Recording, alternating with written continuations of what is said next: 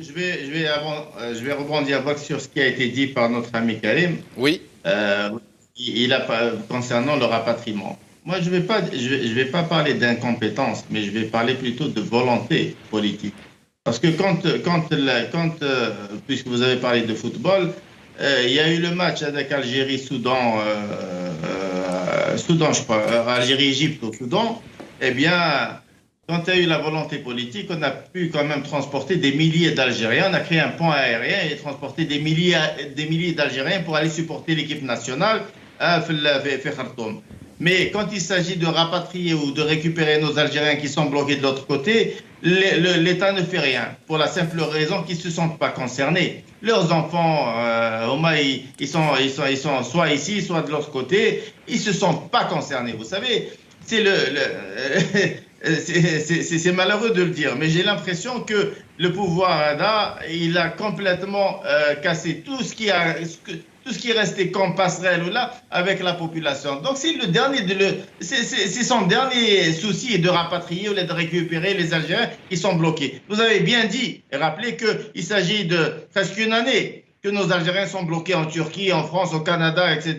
Il n'y a pas eu de réaction. C'est pas possible. On ne peut pas laisser nos frères et nos familles de l'autre côté sans réagir. Donc, il y a un problème de volonté politique. Et j'ai donné l'exemple quand il s'agissait de football, ils ont pu développer et déployer de gros moyens pour satisfaire un peu leur rêve. Maintenant, sur le côté, sur ce qui a été dit par notre ami Jamel, il est vrai que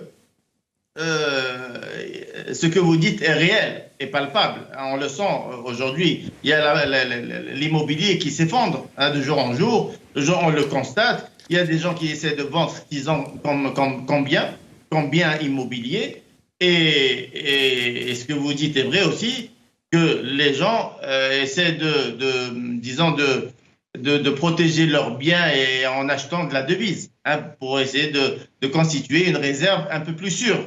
Hein, pour la simple raison que si avant c'était l'or qui était considéré comme réserve pour nos familles, etc., celui qui avait un peu d'épargne, il le mettait dans l'or. Mais là, c'est incertain. L'immobilier aussi, les gens achetaient beaucoup d'immobilier pour essayer de sécuriser un peu leur épargne. Après l'effondrement, maintenant, les gens se rabattent sur la devise et beaucoup de gens achètent de la devise pour sécuriser un peu leurs réserves. Mais c'est une réalité. Et je vais aller plus loin. Si demain la Covid va disparaître là, vous allez voir que énormément d'Algériens vont quitter le pays aussi. Hein? Les gens ne se sentent plus sûrs dans notre pays. Ils voient plus, l'avenir est incertain et on le constate.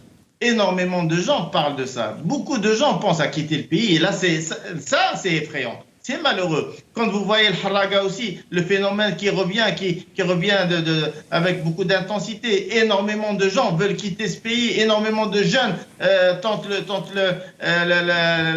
risquent leur vie à travers le phénomène, le haraga, le phénomène ADA, et préfèrent risquer leur vie que de rester dans son pays. Il n'y a pas pire gifle que cela. Donc, vous avez raison de parler de scénarios peut-être catastrophes ou de scénarios un peu alarmistes, mais c'est une réalité.